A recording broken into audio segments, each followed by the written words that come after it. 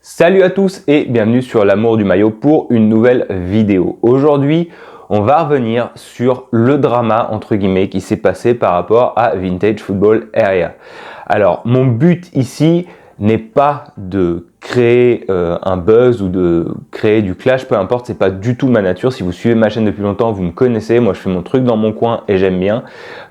Mais il s'avère que là, tous les collectionneurs sont un petit peu concernés par ce qui s'est passé et donc je voulais faire un point global sur ce qui s'était passé pour ensuite vous donner mon avis. Alors, j'ai aussi pris le temps, j'arrive un petit peu après la bagarre, mais c'est volontaire, j'ai pris le temps pour faire cette vidéo de réfléchir à ce que j'allais dire, pour être pondéré dans mes propos, d'accord, et pour pas vraiment dire de choses déplacées. Alors, qu'est-ce qui s'est passé? Déjà, avant toute chose, je vais vous faire un disclaimer. Je n'ai jamais eu de problème avec Vintage Football Area personnellement, d'accord? Moi, en tant que client comme en tant que vendeur, je leur ai déjà vendu des maillots. J'ai jamais eu vraiment de soucis avec eux. Tout s'est toujours très bien passé. Voilà, je préfère le préciser d'entrée. Et je vais donc juste établir les faits de manière vraiment concrète et après vous dire ce que je pense point par point. Qu'est-ce qui s'est passé? La semaine dernière, le compte Instagram Le Vestiaire du Capitaine, qui est un gros compte Insta, qui a presque 76 000 abonnés, une collection énorme de maillots portés, donc quelqu'un qui vraiment est influent et a de la visibilité dans le monde des collectionneurs, a fait une story dans laquelle il a regroupé en fait tous les problèmes que certains acheteurs, vendeurs ou collectionneurs avaient eu avec Vintage Football Area. Alors surtout si vous me voyez regarder de l'autre côté, c'est parce que je veux éviter de faire trop de montage sur cette vidéo. Je me suis mis des notes là sur un tableau, comme ça voilà, ça me permet de vous parler de façon vraiment fluide sans oublier ce que je voulais dire. Alors qu'est-ce qui était reproché à Vintage Football Area?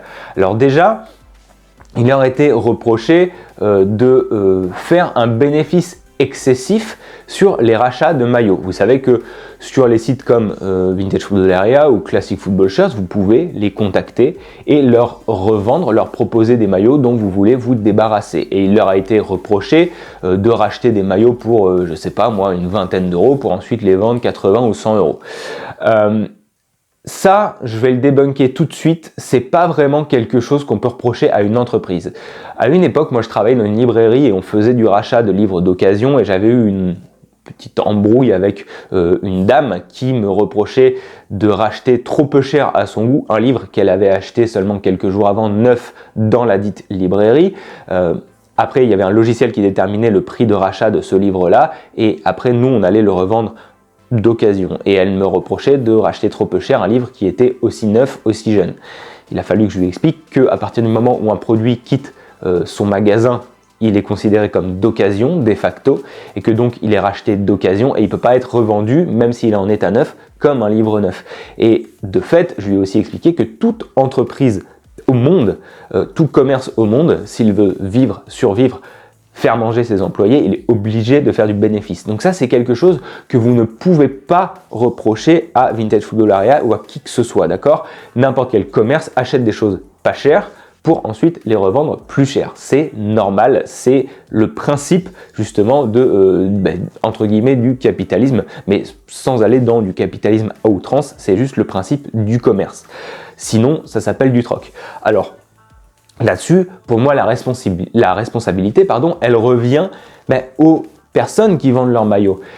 Si éthiquement, ça vous dérange qu'un commerce revende beaucoup plus cher quelque chose que vous lui vendez, le lui vendez pas. Vous prenez le temps de faire votre annonce sur eBay, sur Vinted, sur Le Bon Coin, peu importe, vous le vendez au prix que vous voulez le vendre, mais c'est tout. Voilà, là-dessus, je préfère solder ça, boucler ça. On ne peut pas reprocher à qui que ce soit, quelque commerce que ce soit, de faire du profit, tout simplement parce que c'est son but en fait. Donc ça, c'est réglé.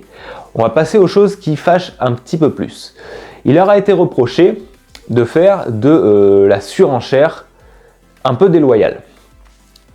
Sur Vinted, Vintage Football Area a quelques personnes qui ont des comptes personnels et via lesquels en fait elles font des surenchères. Donc, vous savez, des fois vous allez acheter un maillot à un prix très correct sur Vinted, vous allez être très content de votre trouvaille et ça arrive, moi ça m'est arrivé 2 fois, alors je sais sûr et certain que c'était pas à cause de Vintage Football Area, tout simplement parce que c'était pas des maillots de foot, d'acheter un maillot pour très peu cher, d'être très content et en fait de voir la vente annulée pour un motif bidon. Le vendeur me disait soit oui non mais finalement je le vends plus, ce genre de choses, et en fait c'était parce que quelqu'un était venu dans mon dos proposer un prix supérieur à ce que j'avais payé. Alors là, il y a 2 responsables, les personnes qui viennent surenchérir. Sachez, si vous êtes du genre à faire ça, sachez que je vous déteste, voilà, vous n'avez rien à faire dans ma communauté, c'est des pratiques qui sont pas cool du tout. Quand on est collectionneur, c'est le jeu, c'est premier arrivé, premier servi, et c'est pas des choses qui se font, d'accord? Et évidemment, les vendeurs qui vendraient leur mère pour 10 € de plus, c'est pareil, vous avez pas d'éthique, vous avez pas de face. Si quelqu'un vous a acheté un maillot, c'est parce qu'il était content de l'acheter aussi, qu'il y trouvait son compte, c'est à vous d'être droit dans vos bottes et de dire, voilà, moi, le maillot est vendu. Si quelqu'un, vous êtes vendeur, et quelqu'un vient vous proposer un gros prix en douce, ok, dans le dos de l'acheteur, la pratique à faire dans ces cas-là, parce qu'effectivement, il se peut que ce soit intéressant financièrement, si vous vendez un maillot à 30 € et quelqu'un arrive et vous dit, je vous en propose 100, ce qu'il faut faire, c'est contacter l'acheteur de base et dire voilà, avec un screen, quelqu'un vient m'en proposer 100 avant de lui vendre, est-ce que vous seriez prêt à mettre 100 €? Et là, vous négociez avec l'acheteur principal. Ça, c'est quand même une façon de faire qui est beaucoup plus correcte et éthique. Si effectivement vous aviez sous-estimé la valeur de votre maillot au départ, ça arrive. C'est une façon qui est un petit peu plus correcte de faire. Donc ça, c'est ce qui a été reproché à Vintage Football Area. Je vous invite à visiter le compte Insta du Vestiaire du Capitaine ou de le contacter si jamais vous avez besoin des screens. Je vous mets une vidéo en description aussi de Quentin qui en avait parlé dans un live où il y a les screenshots de ces conversations. Mais le Vestiaire du Capitaine avait donc les preuves que quelqu'un de chez Vintage Football Area avait fait ça, puisque en message privé, l'acheteur qui s'était fait flouer avait dit « je sais que vous bossez pour VFA ». Et la personne qui avait surenchéri avait dit « et alors ?» Donc, qu'est-ce que ça peut faire? Donc, on le sait. J'avais pas de preuve de ça, mais j'en avais entendu parler, en fait, tout simplement parce que j'avais un ami qui avait acheté un maillot porté de l'équipe de France sur Vintage Football Area une fois, qu'il l'avait posté sur les réseaux sociaux, et qui avait eu le droit à un message privé d'un autre collectionneur qui dit « mais c'est toi qui allais surenchérir sur eBay, sur Vinted, pardon, je l'avais trouvé pour 50 €, machin », et donc mon pote avait dû dire « non, moi j'ai acheté 250 € sur Vintage Football Area », de là le lien avait été fait, c'était dit « ok, donc il y a quelqu'un de Vintage Football Area qui s'amuse à surenchérir ». Ça, je vous ai déjà donné mon avis, c'est quelque chose que je cautionne pas du tout, c'est quelque chose que j'apprécie pas, et en tant que collectionneur, quand ça vous arrive, c'est dégueulasse. D'autant plus qu'avec une grosse structure comme VFA, ben, vous combattez pas dans la même cour en fait. Eux, ils ont des moyens pour surenchérir, ils peuvent faire 1, 2, 3 surenchères. Vous, derrière, vous allez être obligé de vous coucher. Si vous voulez, c'est un petit peu un jeu de poker masqué, voilà. Et vous n'avez pas nécessairement beaucoup de moyens. Donc, à moins d'avoir de la chance et de tomber sur un vendeur qui est droit dans ses bottes et qui dit non, le maillot est vendu, désolé. C'est assez rare. Ça arrive, mais c'est assez rare, et ben du coup vous êtes voué un peu à perdre votre achat. Ensuite, qu'est-ce qu'il y avait eu d'autre de reproché?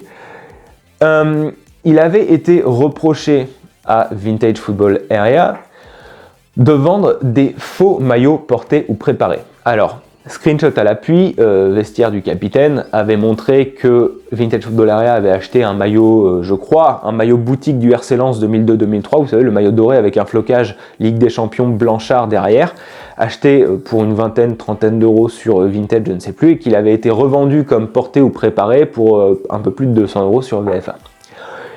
Alors ça, moi j'ai pas vu l'annonce. Si le maillot était effectivement porté ou préparé et que la personne l'avait vendu comme un maillot boutique sans savoir, puisque ça arrive que des vendeurs sur Vinted disent maillot officiel acheté en boutique, ils savent juste qu'il est officiel, mais si ça se trouve c'était plus qu'un maillot boutique, c'était un maillot porté. Et si Vintage Football Area s'est rendu compte que le maillot était bel et bien porté et qu'ils l'ont vendu comme un maillot porté ou préparé, quel cas, pas de problème. C'est pas parce que la personne le vendait comme un maillot boutique que c'était vraiment un maillot boutique. Si ça se trouve, elle-même ne le savait pas. Donc sur ça, je peux pas me prononcer. Il avait été reproché par contre de vendre un maillot porté ou préparé par Todibo avec Nice, un maillot qui était en taille S alors que Todibo fait plus d'1,90 m et un maillot avec le patch Coupe de France féminine dessus. Bon, là clairement, c'était abusé. Voilà, c'était pas correct puisque c'était tout simplement du mensonge. Donc là, encore une fois, pratique que je trouve dégueulasse, on va pas se mentir. C'est pas des choses qui se font. Si vous vendez un maillot comme porté ou préparé, vous devez être sûr de votre coup, d'accord? Vous devez vraiment être sûr de votre coup. Vous pouvez pas vous permettre de faire ça. Et surtout, ça, c'est un peu révélateur quand même d'un certain laxisme de mettre un maillot porté ou préparé alors qu'il y a le patch de la Coupe de France féminine. Bon, avant de faire ce genre de choses, déjà, il faut quand même être un petit peu rigoureux. Voilà. Ça, malheureusement, bon, ça les regarde. Il a été reproché aussi, une personne témoignait, disait j'ai acheté un maillot sur leur site et c'était un maillot fake.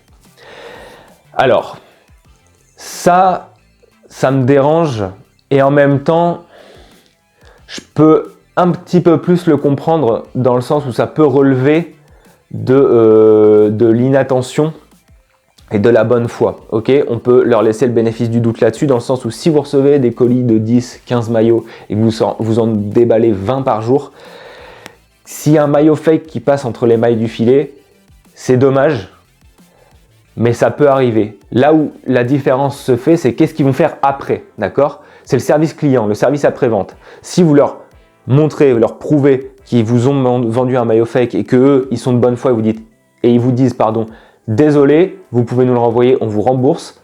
Pour moi, il n'y a pas de problème en fait, d'accord? C'est comme ça. Alors après, c'est à eux de ne pas aller le remettre en vente sur leur site, auquel cas là, ce serait malhonnête.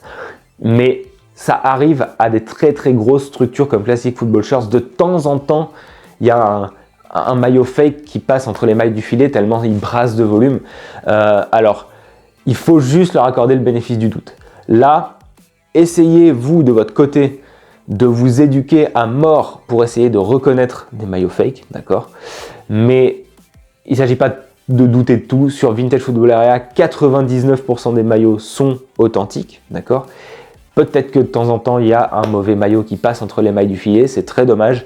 Mais pour ça, c'est un peu à voir avec eux. Voilà, disons que moi, je les excuse pas de faire ça. Je dis juste que c'est possible, en fait. C'est possible parce que l'erreur, elle est humaine et qu'elle peut arriver à tout le monde. Donc ça, là-dessus, c'est malheureux. Par contre, si derrière, ils refusent de vous le rembourser ou ils font les morts, là, c'est un problème. Voilà, là, c'est un problème. Ce que je peux leur reprocher par ailleurs, c'est des annonces, enfin, d'un point de vue personnel, c'est des annonces un petit peu trop floues et un petit peu trop vagues. Pour moi, sur leurs annonces, il n'y a pas assez de photos. Ok, les descriptions sont un petit peu floues. Le vocabulaire utilisé, parfois, est un petit peu hésitant entre pro, stock pro, préparé, porté. Je trouve que des fois, il y a des flous. Il ferait mieux d'être rigoureux, de dire ça c'est la version Player Boutique, ça c'est la version réplica, ça c'est une vraie version Stock Pro, de montrer les photos des étiquettes avec les codes, etc.